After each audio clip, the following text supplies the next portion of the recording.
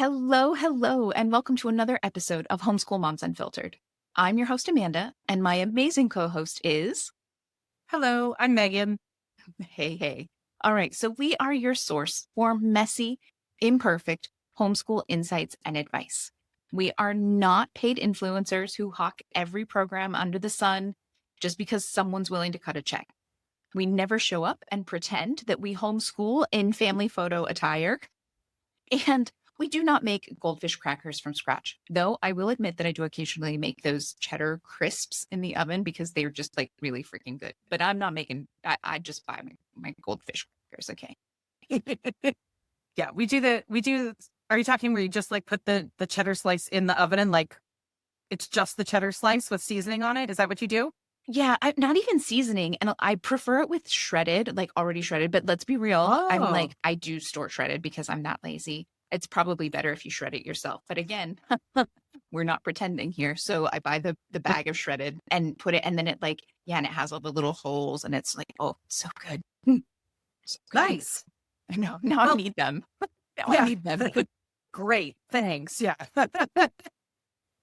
And here's the deal. If you are making your own goldfish crackers from scratch, good for you. No judgment here, right? But we also know that the vast majority of parents aren't doing that. And the more we get bombarded with those images online and in social media, the easier it is to start to get down on yourself and think that you're failing or you're not doing enough. So you will not find that vibe here. I mean, I will start the episode by saying I am exhausted as fuck right now. I have no problem showing up and telling you that I know I will have fun tonight because every time we get started, I'm like, yes, I have the best time ever. But right now, if you were like, would you rather do this or would you rather go to bed? I want to go to bed. I have just been super busy. I have a trip coming up that I'm not super duper looking forward to, and I'm just tired. So after we are done recording, I would like to curl up in a ball for like a week and sleep. But unfortunately, there's no room for my schedule on that. Yeah. And that's the thing. Authenticity is key. And some days, weeks, hell, for me earlier this year, I was in like this awful chronic illness flare, and it was literally months, right? Some months are just like that.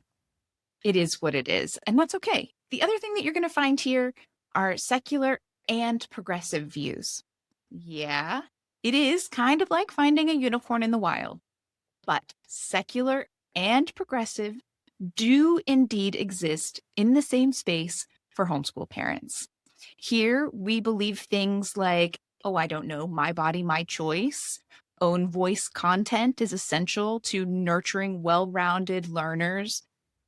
Crazy things like Ukraine has an undeniable right to their sovereignty. Love is love, right? These are not complicated concepts, but we're all in on them here, and so much more. Yeah. So if that all sounds soothing to your battered soul in this time period that is so fraught with hatred and ignorance, welcome. We are thrilled that you are here. If you're like the person who left a snarky comment on an episode not that long ago where we said no human can be illegal on stolen land, we're guessing you'll be tuning out right now. But you're more than welcome to stay. Yeah, that's it. You can stay and listen and rage, but we're also happy to say toodaloo. Okay, so today we're going to be talking about cherry picking various aspects of education from the public school system. So when you make that leap into homeschooling, what aspects of the traditional education model should we carry over into our homeschool, and which ones should we just leave behind? But first, we do like to start every episode with a little life update as part of our Keeping It Real. And so let's talk. What's your week been like, Megan? I would like to sleep more. I'm tired. I'm so tired. We've been traveling.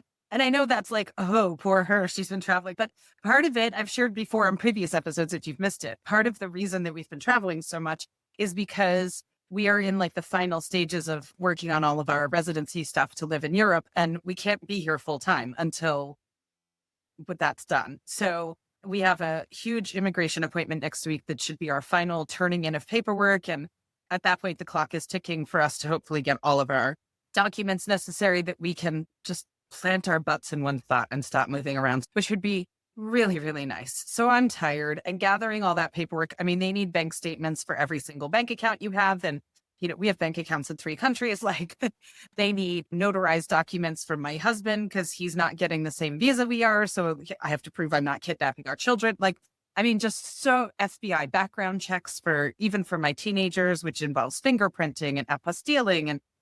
And it's a freaking process. So, and it's just a lot. You're juggling all this stuff and the stakes are high, right? Like it's not like we don't have a home other than this apartment. So we are told we can't come live in it. The stakes are pretty high. So I'm just tired. That's all. Like the kids are, they're tired too, but they're doing okay otherwise. They know what the long-term vision is and they're old enough to understand it and understand that it's, just these are the steps we have to take if you'd like to leave the United States, which right now the motivation for that is pretty high. So it is what it is, but it'll be fine. So yeah, that's that. I'm just tired. I'm too tired for anything else. How about you? What's your week been like? Yeah, my week has been okay. I think I mentioned during recording last week that we were going to Knott's Berry Farm for like an educational, it was a school field trip type thing. And they had like a science presentation where they talked about different roller coasters and then got to ride on them and the parents could go along. That's something I haven't done in quite a while. I haven't been on any sort of amusement park ride since I developed long COVID because I have a lot of spatial issues and dysautonomia for anyone who's listening and knows what that is.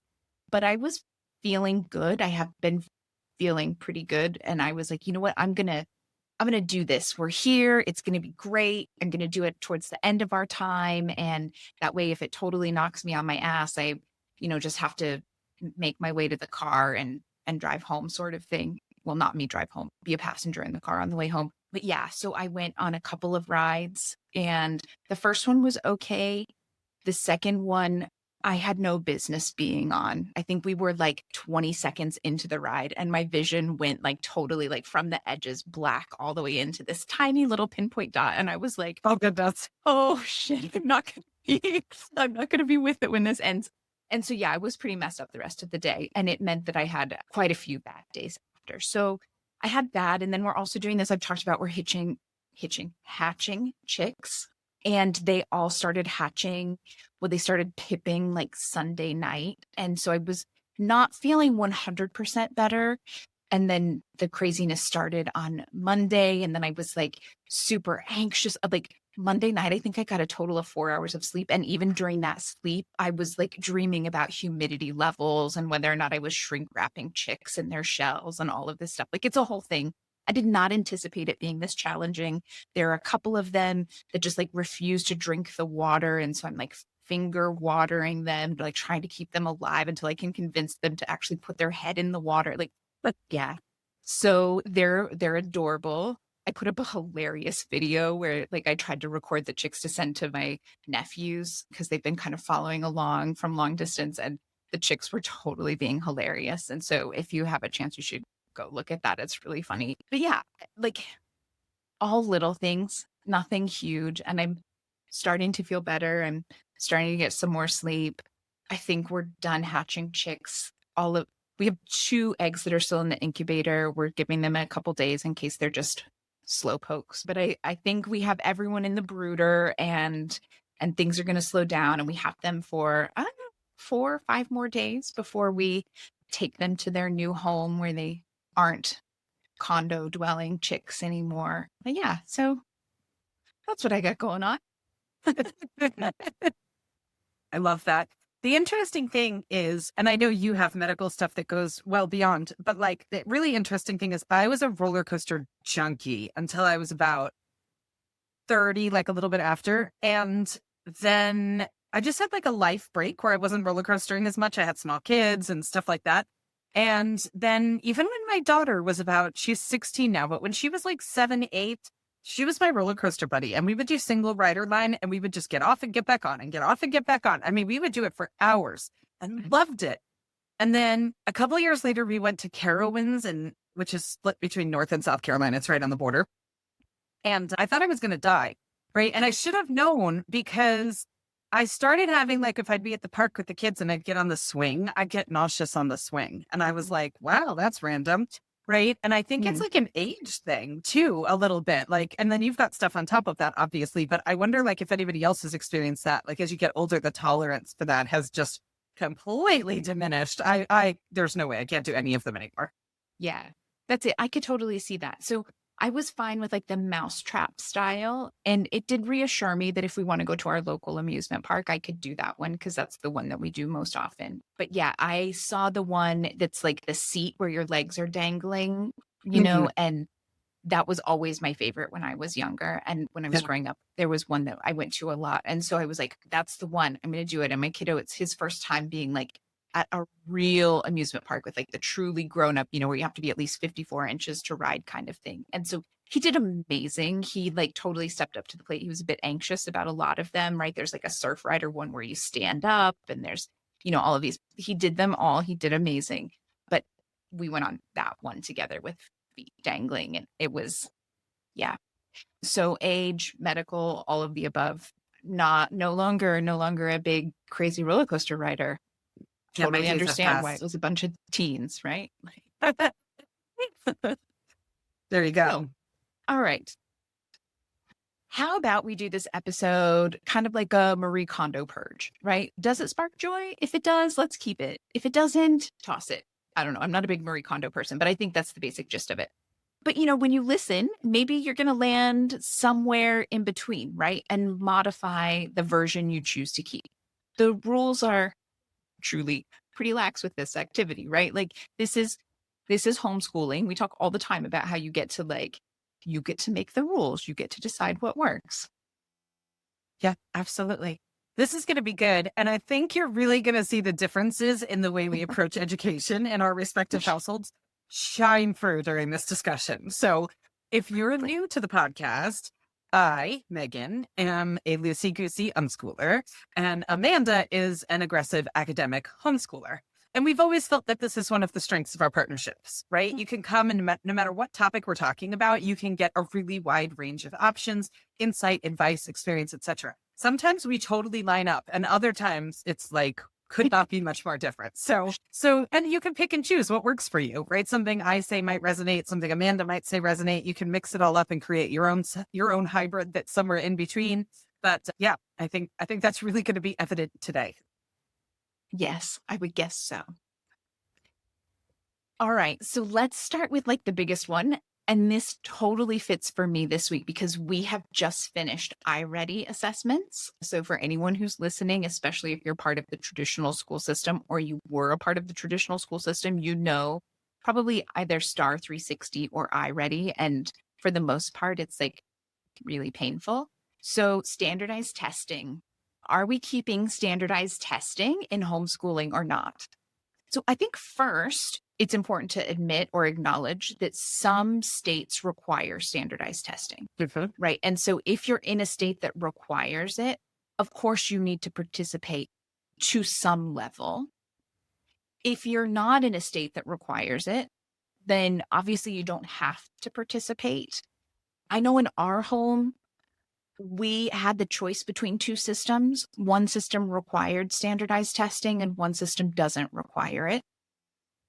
I had some concerns when we were going through our assessment and IEP 504 process, like getting a feel for all of that, and that maybe we didn't want to do any standardized testing. So far, it hasn't significantly impacted my kiddo. And for the most part, he kind of enjoys it. He enjoys that challenge and seeing how it goes and how he does with it. And so for us, from that regard, we decided, okay, fine.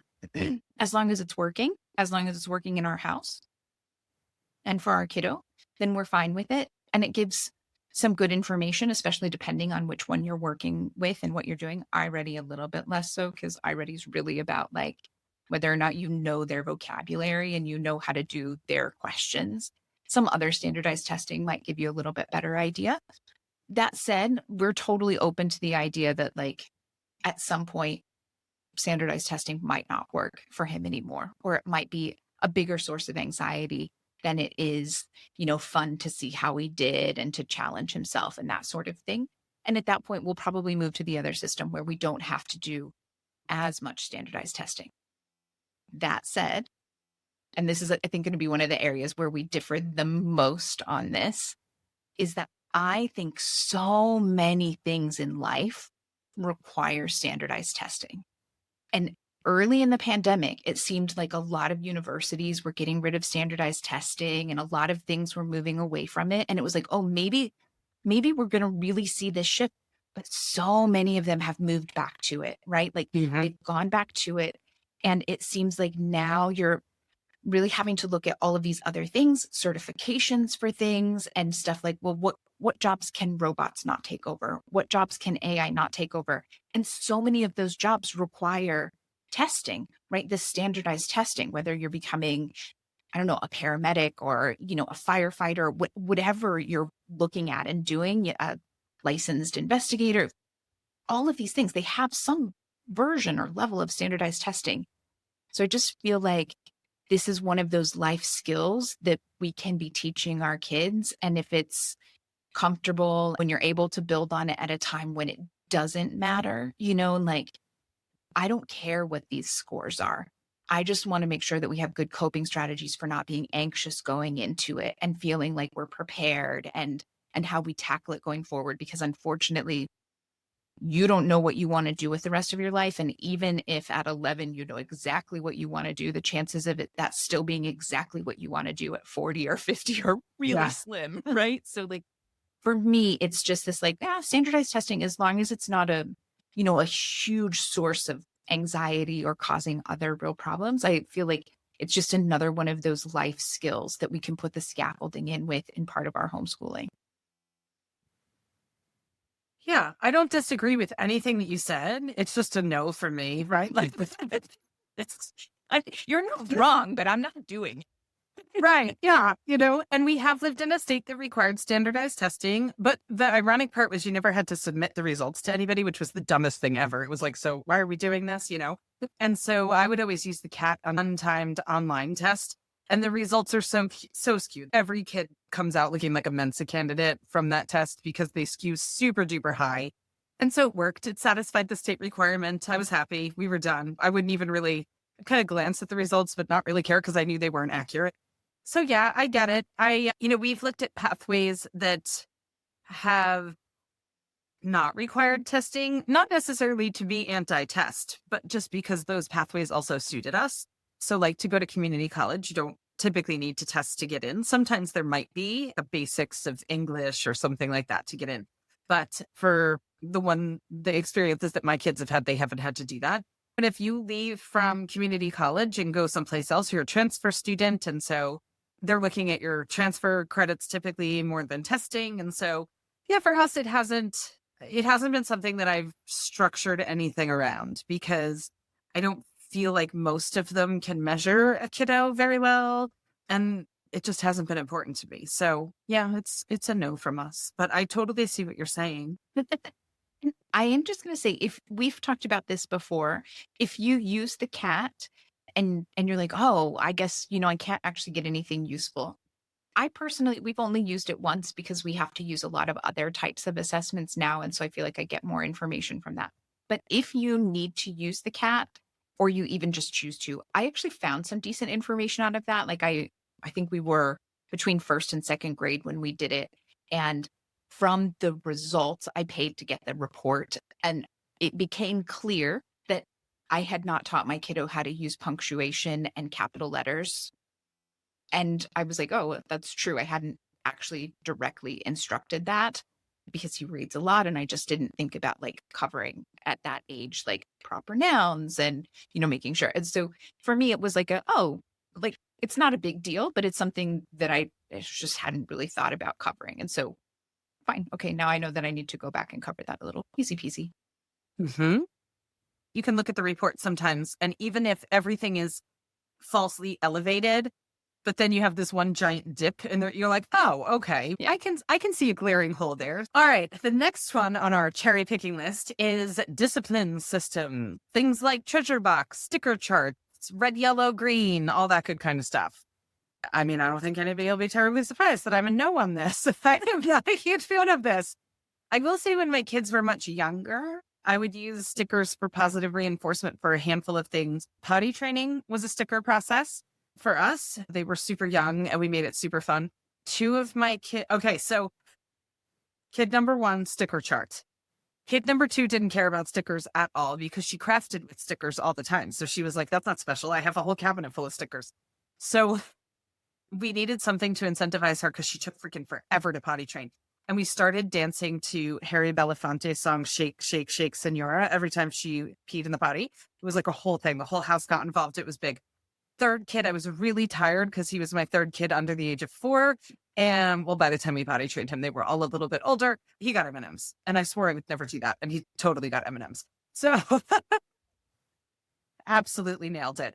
But yeah, I'm not a huge fan. I'm not a carrot and stick parent in general. Like if this, then that. It's just not the way I parent. I think they are smart enough to understand the natural consequence of things. They're smart enough to understand what's expected of them. And when you create, we talk so much about family culture.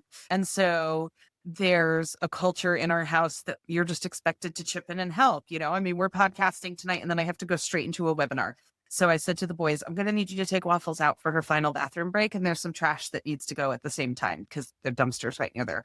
They're like, okay, there doesn't need to be like this negotiation or this carrot and stick process where, you know, well, what do I get for no, you're part of the family, right? Like this is just what we do here. So yeah, I'm not a punishment parent at all, really. Yeah, for pretty much anything. And they're happy, well-behaved kids. So it's worked for us. Yeah. I mean, I will say, I think there's a big difference between discipline and punishment. And we've talked about that. We did that whole episode on like parenting styles and things like that. So I do think there are probably certain kids who do need some, or maybe they don't necessarily need, but they respond well to a discipline system, whether that's working on that like green, yellow, red thing. I know that's a thing that comes up a lot of times if you're doing some kind of therapy and like emotional regulation stuff around that. So that might work. Or, you know, the sticker charts or things like that. I will say we didn't do any of those things in our home. Even when we were potty training at just after 2, we did dark chocolate covered prune pieces because with most young kids, especially who potty train, like peeing in the potty is not a big deal, but going number 2 in the potty is like a whole other situation. And I had seen this tip like, hey, so my kiddo loves dark chocolate and dark chocolate covered prunes. Like it tastes kind of like a candy, except it makes it impossible to hold your poop forever. So it was like it was a win-win. So, but yeah, we didn't do sticker charts or anything like that. And I think if you are doing this homeschool thing in the partnership way that we talk so much about doing here on the podcast and in our community, and this like really focusing on it being a partnership with parents, between the parents and the kiddos, you probably don't need to utilize these sorts of discipline systems that are so prevalent in classroom management. No one likes knowing that they're bad. And fundamentally, a discipline system points out when you've been bad. Yeah, it highlights when you've been good, but we all know when we aren't being highlighted as doing good, it means that we've been bad. And that's not really good for anyone. So I'm not a big fan of them. But that said, I can 100% see how there would be certain kids that would respond well to that, especially younger kids or things like that. Yeah, because we talked in book club recently about that quote from the Ross Greene book, kids do well when they can. And so it's like, listen, I am not at my best right now. I'm so tired. I'm so stressed right now. I'm super anxious. I would not be earning stickers right now if I was on a sticker chart. I'm, not getting things done I'm getting stuff done, but it's not going well, right? Like I wouldn't be earning stickers, but I'm freaking doing my best, right? And so to have that really highlighted and be like, wow, you really do suck right now. And I'm like, no, I already knew that, but thank you. Right? I was already struggling. So thanks for kicking me while I was down. Yeah. No, exactly. Would not be a good class dojo week for you. Class dojo was my nemesis when my kids were like, freaking hated that thing. I never had to experience it, but I heard so many moms complain about it. Well, and the funny thing, like they didn't get in trouble. Yeah. I had well-behaved kids when they were in school. the thing that drove me nuts is that my oldest was, and I've talked about it before, like he was really retreating into himself and he was becoming like a real shell of a human because school was such a poor fit for him. And he would get dojo points for being quiet. And I was like, we're trying to get the kid to talk. Why are you giving him dojo points for being quiet? Like it was the dumbest thing ever. I was like, way to accentuate the wrong thing. Problem. Okay. Okay. How about next one? Learning in a formal, dedicated school room or space. This could be everything from the idea of like you have to have a classroom in your home to a classroom type space carved out. When I think of that, I always think of that movie Wonder. Amazing movie. So good. But they have like a little classroom area that they do their homeschooling in. Or it could even just be desks. What were you going to say? Mm-hmm. No, I was just going to say we're talking in book club about highly sensitive children. Wonder was deeply traumatic for my 13-year-old, like deeply traumatic. And he signed up for a class at one point and Wonder was part of it. And I had to message the teacher and tell her that he would not be reading Wonder because he was like, I will not take the class if I have to read that book. So know your audience. But it was incredible, but deeply traumatic for a deep feeler. Okay. Yeah. I can see that. But yeah, so right, it spans the gamut, but this idea of like that you need a formal dedicated space. And again, this is one of those things we're somewhere in the middle on. We definitely don't need a formal space, but my kiddo does need a desk and he will sit at his desk for like long video classes. He's doing a science curriculum that's like a 45-minute video with a worksheet that he kind of works through and takes notes on.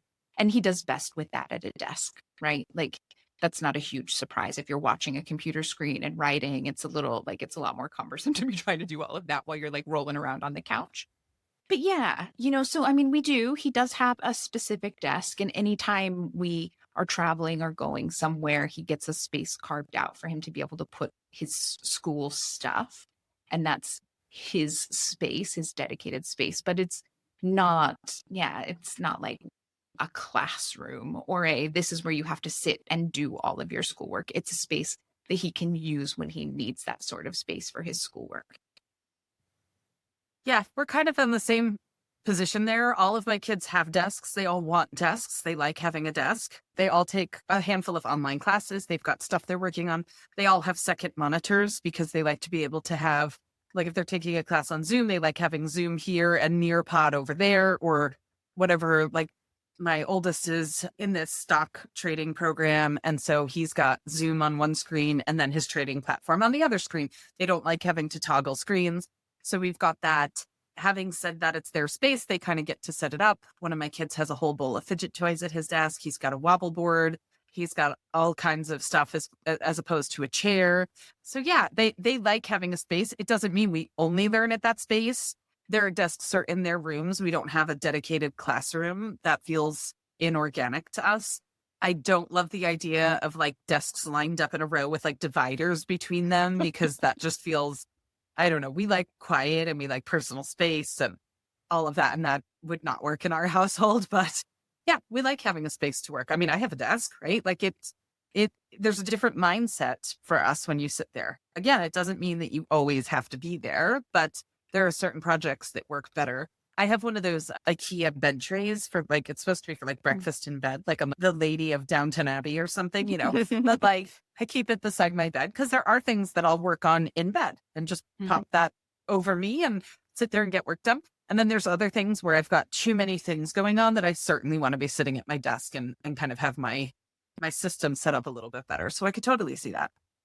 Yeah, no, I could see that too. I don't personally have a desk. And so I understand the people who are like, no, I don't, I don't need a desk or I don't want a desk for what I do. But I definitely have like my space and the things set up the way that I want. Yeah, I get that. Yeah. Makes sense.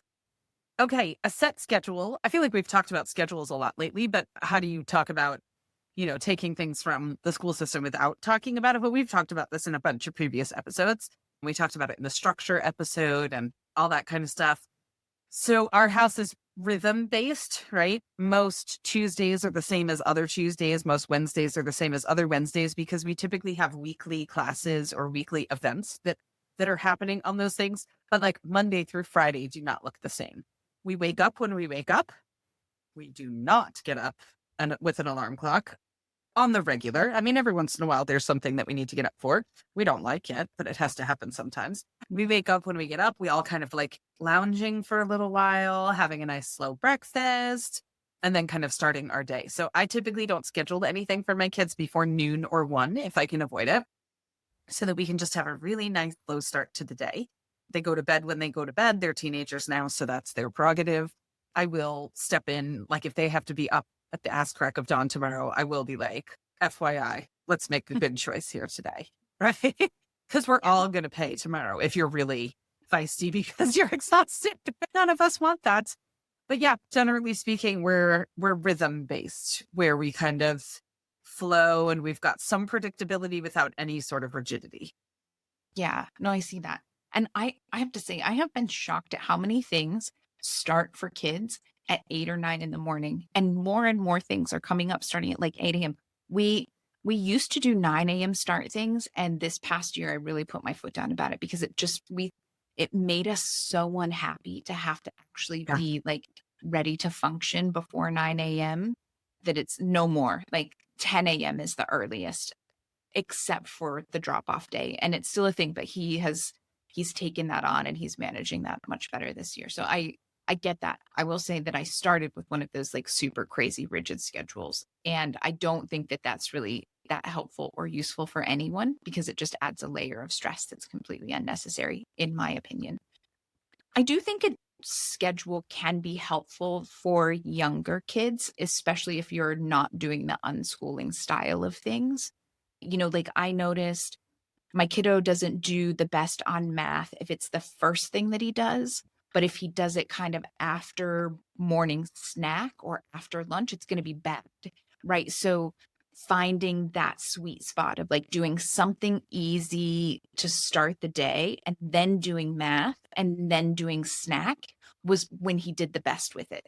And so structuring our day with this kind of a schedule worked well for us in the beginning as we were like really getting our rhythm. And then we have talked about this a lot. So if you want to know more about it, go back and listen to one of the other episodes. In our home, one of my goals was to work on this scaffolding of empowering him to set his schedule and to get his tasks done throughout the week, with this idea of like, these are the things that you need to do for the week. And you're in charge of making it work within these kind of boundaries and the other things we have going on. And so when doing that, we definitely moved away from a set schedule. But again, we talked about this so many times. I have kind of office hours that I'm available to help, and he has times that he doesn't want to work past. So we have much more of a schedule than Meagan's home has for sure. Yeah, that works. Yeah. All right. We have more to talk about. We will definitely talk about more. But before we do that, have you checked out our Patreon yet? We are over on Patreon. If you type in Homeschool Moms Unfiltered, we'll be there. You should totally come join. We have everything from like a free level that you can see kind of some general updates and announcements. We're going to start rolling out like a monthly mini newsletter kind of thing. So even our free members get that. So you can kind of stay in the loop about what's going on. And then we have different levels of paid membership. There's like a $5 a month, like, hey, I really appreciate what you're doing. I appreciate the fact that creators put a lot of work in and they don't generally get paid for it. So here's like my support for that. And then it goes all the way up, like the next level, you get our monthly unit study in your inbox, like, yay, you don't have to do anything to find it. And it's a little bit cheaper than buying it individually. Then you've got one that comes with a couple of live meetings and some other things going on. And then we have our new level that we just pulled out or just rolled out. And it has all kinds of stuff, more live meetings, some bloopers, reels, some chats. There's like just a lot of stuff going on there. So come check it out. It's awesome. There's a bunch of different features. We're working on figuring them all out and rolling out new things. And yeah, we'll keep people informed with what we're doing with that kind of like monthly newsletter I was just talking about. And that's specifically for people who are on our Patreon. So come over and join us. Yeah. And it's just a sweet group. Everybody's just so nice. And it's really lovely. Our live gatherings are just a friendly, kind of soothing environment, which is really nice. Yeah. It's what we had hoped our Facebook group would be before it grew out of control, right? Like people who really want to Exactly. be there and just want to be supportive and helpful and find community. It's nice. Yeah. All right. So our next one, take it or leave it, one size fits all first grade curriculum. Not specifically first grade curriculum, but we all know what that is. Like it's that the people are like, oh, I'm going to homeschool and I'm going to get 180 days of second grade. And it's this giant book and you're going to do it. Or you're going to buy a specific, this curriculum. Oh, we love this literature based curriculum for third grade or level 5 of this one. I'm not a big fan. Like I will buy grade level curriculum, especially if it's affordable. Like there are some out there that are like literature based and it's massive and you're supposed to be able to do it for everything.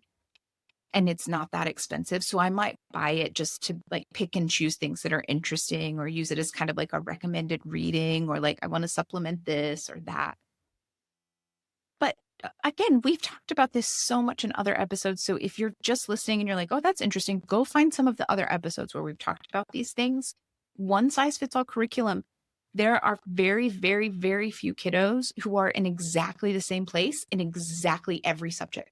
Right? Like your kiddo is probably not at early grade level, grade 2 in math, science, English, social studies, PE, health. I mean, like all of these things, like they're going to be in different places. So why not? You have the flexibility, right? As homeschoolers, you have the flexibility, even if you're using curriculum to say, okay, well, so actually we're in 5th grade spelling and we're in 2nd grade writing. And actually, I don't know how it happened, but my kiddo's in 8th grade science. So we're going to get an 8th grade science, and as long as you're making progress and you're working, fantastic, right? That's all that matters. And I'll toss out a plug for Amanda, because if you're new to homeschooling and you're like, yeah, but I don't even know how to start that. I'm having a hard time picking the one size fits all. And now you want me to go subject by freaking subject? Go meet with Amanda. This is what she does. Like literally, you get on Zoom with Amanda. Yeah. You tell her what your needs are ahead of time. She'll research. She loves this shit. She'll research all your curriculum options. She'll come talk to you about them. She'll totally nerd out. It'll be 100 times more specified than posting in a Facebook group. Like, what are you all using for spelling? You're going to get 100 options that are not targeted for you and your kid and the way you want to school and what your goals are and all that kind of stuff. So go hang with Amanda. She loves this stuff. I mean, I agree with everything that you said. We don't use curriculum, but I certainly wouldn't use a one size fits all. So yeah, I totally agree with you. Yeah. I mean, that's it, right? I will not lie to you, right? What I'm advocating is not necessarily easy. Finding the challenge point, finding where your kiddo is in each thing isn't as simple as just being like, well, we've decided to homeschool this year. Hey, honey, what do you think? Are you in 1st, 2nd, or 3rd grade for this thing, right? It's not that easy, but it is doable. And it's really exciting to be able to see that you're meeting them where they're at in each thing that they're learning and that they're actually really excited to like learn the next thing and do the next thing. And if your kiddo isn't excited, there's a decent chance that the fit isn't right. And so, yeah, just we're happy to help you find the fit that's right. Yeah, they're going to end up bored to tears in some stuff and struggling like salmon swimming upstream and other stuff. And it's just, and then a couple of months later, you'll be like, I don't think this homeschooling thing is for us. Every day is a struggle. Like, yeah, of course it is. So you're going to struggle now picking up the curriculum, or you're going to struggle later every single day. So take the time at the beginning to pick it out. Go talk to Amanda. She'll help you. But yeah, much better. So yeah. Okay. Keep or toss. The need to learn things because you just need to learn them. We're going to have totally different takes on this. No, we're going different here. Yeah, we don't do that. We learn things when we need them. We learn things that are of interest to us. We learn things that enrich us. And if there's something that we need to learn later that we haven't learned, we'll learn it at that time, because at that time it will be need-based or interest-based. Yeah, and we end up down some of the wackiest rabbit holes. I mean, Amanda and I were just talking, our last unit study was about potatoes, and it was like the most random subject, but you can't even fathom how much the potato has shaped history, right? And how involved it is. And amazing. These are the kinds of, yeah, these are the kind of wacky. I learned so much. I loved it. But yeah. these are the wacky rabbit holes that we enjoy going down. So we do not learn things like just because you have to. We're all about questioning, like, well, why am I learning this? Does it align with my goals? Is it valuable to me? Am I going to use this? Blah, blah, blah. And then we kind of go from there. So I know things are different in your house. So take it away. Yeah. I mean, so for us, we do learn pretty much all, I mean, we cover basically all of the standards that you would have for public schools, public education, and then some. We definitely cover all of the things they say they're going to do, and we do a lot more. I don't think that it's worth it to go all in on everything just because you haven't learned it. And so for us, there's definitely a lot of differentiation between I want you to have an overview of this, like a general idea of what this is. And then if at some point we need more of it or we need deeper knowledge on it or you decide to go this route, we can always revisit it and learn more. And then the things that you're actually interested in or the things that sometimes that I think are important. My kiddo might not be like, I think it is so important to understand how to write a well-structured essay. Like he's never going to say that, right? But I think it's important. And I think that the direction he's going in life, it will be important. So we spend a fair amount of time working on that. But, and that is one thing that we've done, right? Which was having a conversation about basically whatever you are going to do in life, you have to present yourself well in writing. And whether it's right or wrong, people will judge your overall intelligence based upon your quality of writing many times. And so, yeah, we haven't approached it in the traditional way that you have. But yeah, we definitely made sure that was a thing because basically no matter what you're going to do in life, kind of have to be able to at least send professional emails at a very, very minimum. So yeah, totally agree. Yeah. And so it's that thing. I think most people who are homeschooling are going to probably fall somewhere in between the two of us. And there'll be some people on each end. I know a lot of people when I'm in homeschool groups and there's discussion about following state standards, I'm definitely the outlier when I'm like, absolutely, I look at the state standards. How much we do focused on that. It's not, like, well, we didn't cover these state standards, but I absolutely look at them. There is not a year, a semester. In fact, just earlier this week, I was reading through the state standards on social studies specifically because I was curious if there were things that we hadn't looked at or thought about. And there were a lot of things that I was like, oh, I didn't realize that they were doing that. And I am 100% certain that public school is not covering them in the way or to the extent that I think they should when I read the state standards. But I am also 100% certain that my kiddo and I will have very interesting conversations around those state standards. And so, yeah, we definitely cover them. Yeah. All right. So we've talked about this one before too. What about learning among peers and in groups? My kiddo actually really enjoys classes. And I think that your kiddo does too, right? It's that side of like socialization. I'm sure there are some kids out there who want nothing to do with an online class or even a drop-off in-person class. But my kiddo definitely does like those things. So generally, I feel like that's one of those things. If your kiddo has any interest in it, like don't push back, definitely encourage it. As far as like working in groups and group projects, I think that's a little bit more complicated. I think it's probably useful for them to have a little bit of experience with it, but it's more important that you have talked through it with them and that they understand like group project dynamics are group project dynamics. I don't think there's a single person who's listening to this that is like, I love a group project. Unless you're the lazy person who's like, I love it because I don't have to do any work and then I get all of the credit. Like, and you're probably not listening to this particular podcast. So, I mean, I think for me, group projects are one of those things you can tell your kid until you're blue in the face how it works, but sometimes they just have to experience it themselves before they really understand how it works. I wouldn't say they need to experience it over and over and over, but I think it's probably a good idea for them to have a couple experiences and you can talk through it and be like, well, yeah, like you notice this and you notice that, and that tends to be the way those things work. And, just again, that like preparing them for real life. Yeah.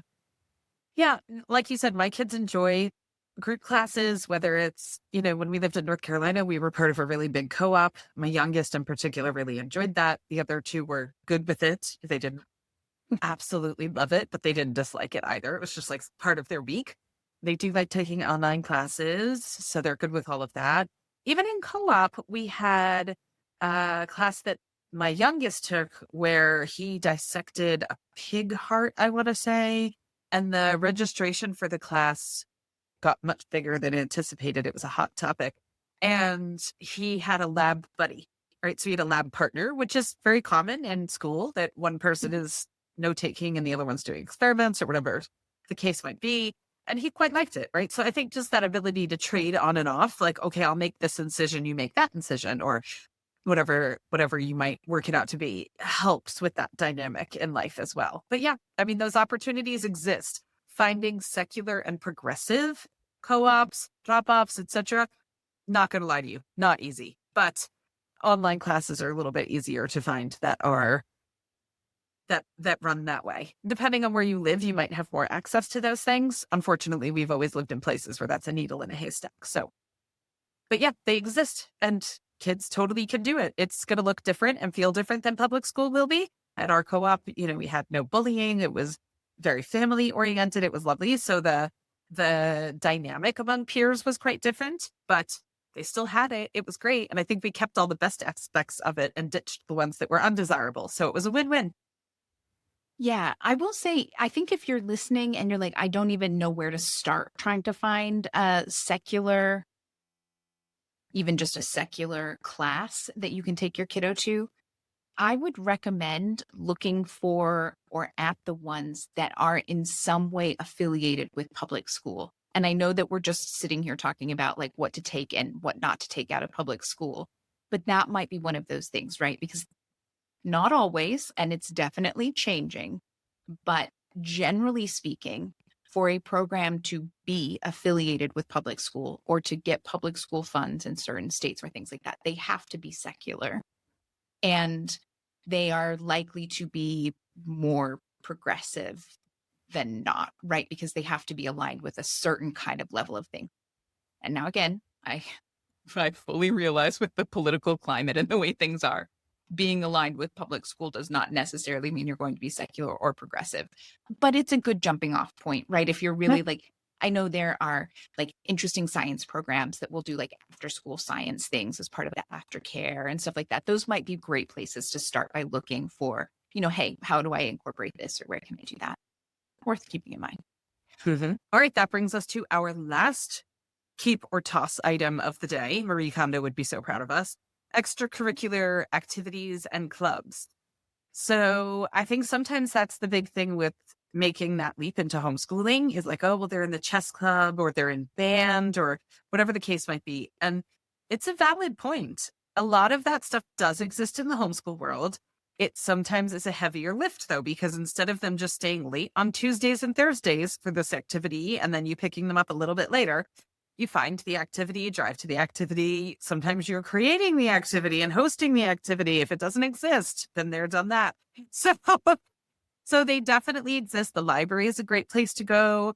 If you live near a Y, which I understand does not always have secular connotation to it, but it depends on where you live, how secular your Y is going to be.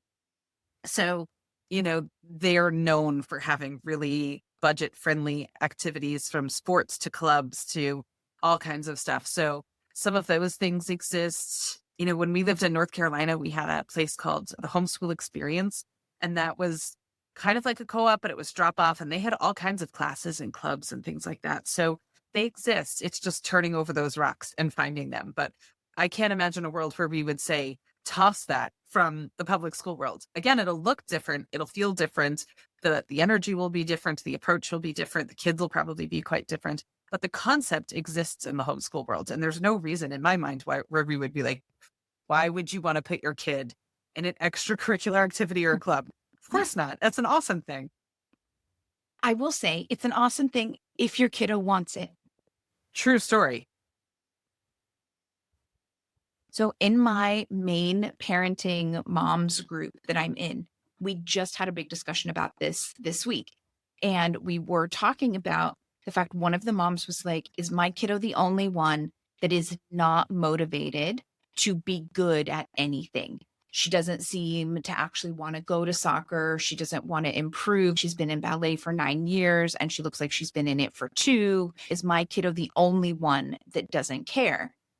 And there were a lot of different comments, but it's kind of that, like, it's two-part, right? One, the mom admitted that she was feeling a lot of pressure because of social media. And it seemed like everyone was posting about their kiddos winning this award and their kiddo being, getting onto this team and their kiddo this, and this idea that everything is better than what we have, right? Comparison is the thief of joy is the saying, or something along those lines. And so that is real, right? Remembering, like, again, it's their highlight reel and they're welcome to that highlight reel. And parents are welcome to be excited about the things their kiddos love and succeed at. Most of us don't show the average everyday stuff, right? And so it's hard to remember that just because 10% of your friends are showing these like awards and, making it on the next level of this team or this traveling team or whatever it is, like 90% of your friends with kids, their kids are just plugging along, happily doing whatever they want. And then a lot of the comments and discussion in our group specifically was around this idea of like, it is kind of a boss move for a kid to say, you know what? I don't want to practice this to become great at it. Like, I just want to go with my friends and play this thing once a week. Or I just want to enjoy learning some of this, but I don't want to put in tons of practice and tons of work and, and stress Yeah. this. Or for your kid to say, I did this for a year. I thought I was going to like it. Don't like it. Don't want to do it. And I think it's especially hard for parents to let go of that. And I know I definitely, when I was growing up, my parents were 100%, you will do a sport or extracurricular like thing every term. And we had to, my brothers and I, we all had to be in one thing throughout the whole year. And it could be band or choir, drama, theater, football, cheerleading, whatever it was we wanted, but we had to be in something consistently, always. I don't necessarily think it was a bad thing. I think it worked for us as kids. But at the same time, it's an expectation that's not necessarily required. If your kiddo is like, I do not want to be on a sports team or in the band, like, I want to be at home. I'm more of a homebody and I want to be reading and discovering and listening to podcasts and thinking about things and maybe playing chess online with a friend instead of being part of a local chess club or whatever. Like, learning to accept who our kiddos are and meeting them where they are is so important. And that's really tied up in this whole extracurricular activities and clubs thing that's happened with public school. Like, they have gotten so intense now. Yeah. Everywhere, yes, but especially I feel like on the coasts, they're all in. And they start at like 4 years old. Like, are you paying for the traveling team? And like, what? No. Yeah. I like my weekends. Thank you very much. Right. Exactly. Well, and it was interesting because my daughter did dance for so many years and she ended up giving it up at a certain point and I cried very real tears. But it was the best thing and it was totally what needed to happen for her. But it was still hard to let go of in that actual moment. But it was interesting because we would have these meetings at dance sometimes. And the woman who ran the studio, who was amazing, would say, the reality is 2% of these kids are going to become professional ballerinas. This is the truth. So I'm not promising you that I'm going to churn out 100% professional ballerinas. But what I will promise you is that your kids will learn that showing up on time matters, that showing up, with ballet, there's a huge thing about appearance, right? So showing up looking presentable for class, being in uniform, all of that supporting people in the cast matters, all of this kind of stuff. So she was like, there's life skills that are coming with this. Yeah, it was true. That was great. But I can't imagine giving up every single weekend for my entire life for forever, knowing that no matter what the activity is, soccer, hockey, basketball, whatever, like, the vast majority of these kids are not going to do that thing. They all want to, or many of them want to. But yeah, that's a lot to give up. And what are you losing in search of that? So yeah, when and it's funny because my brain didn't even go to the level that you're thinking of, because for us, we've never done that. It's all just been very like, oh, chess at the library. How lovely. But yeah, yeah, Mhm. I'm not a fan of that. Yeah, I mean, it depends on what your kids' goals are and what their likes and dislikes are. I have homebodies, 100%. So I totally get that. Our extracurriculars are meaningful to my kids and very measured as far as how in we go. Yeah, for sure. Yeah. It's just one of those things, right? It's fine to be either way. We definitely, and probably in large part because where we live, we know several people who are homeschooling and their kids have a goal of being Olympians, right? Of But doing these kinds of things. And obviously, by all means, if you're in a position to be able to support that and encourage it and everyone wants to do that and you're willing to do that, right? Like, go for it.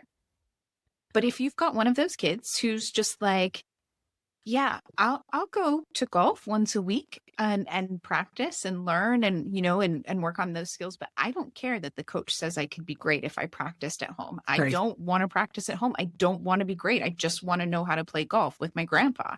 Like, That's learn okay to too. let that go. Yeah. Yeah. That's amazing. Great. And Yeah. good on Yeah. him. Yeah. You want to play golf with grandpa and you're going to stand up for that. Like, it's hard. It's hard to be a kid who stands up to your parent and says, I know this is what you want, or stands up to your coach and says, I know I could be this, but that's not what I want for myself. And I'm not going to do it just because you think I could achieve it. Like, Yeah. that's huge. Mm-hmm. I like it. All right. So that wraps up our main topic for the day. Before you tune out, first of all, don't go anywhere because we have an amazing mantra for you. But before you tune out, we would love to just ask wherever you are listening, if you could give us a like, give us a follow, maybe take a few minutes and write a review. It just helps us. Everything's algorithm driven. We're not super needy people, but the algorithm is the algorithm is the algorithm. And that's just like what drives all of us in life at this point. And so in order for our podcast to reach more people and reach our intended audience, the more of that occurs, the better. And so it's wildly helpful when you do that. It is so super duper helpful. And we would greatly appreciate it if you would take a moment and do that before zipping on to your next activity of the day. Yeah, absolutely. It's that like it is pretty nutty how much algorithms drive everything, but it is what it is. Okay, so we have a mantra for you. This week's mantra is, you're not replicating school at home, you're reimagining education. And that's kind of magical. It sure is. Yeah. So we hope you've taken something away from today's episode. We'd love to hear your thoughts or questions in the comments. And until next time, happy homeschooling. Yeah, have a great one.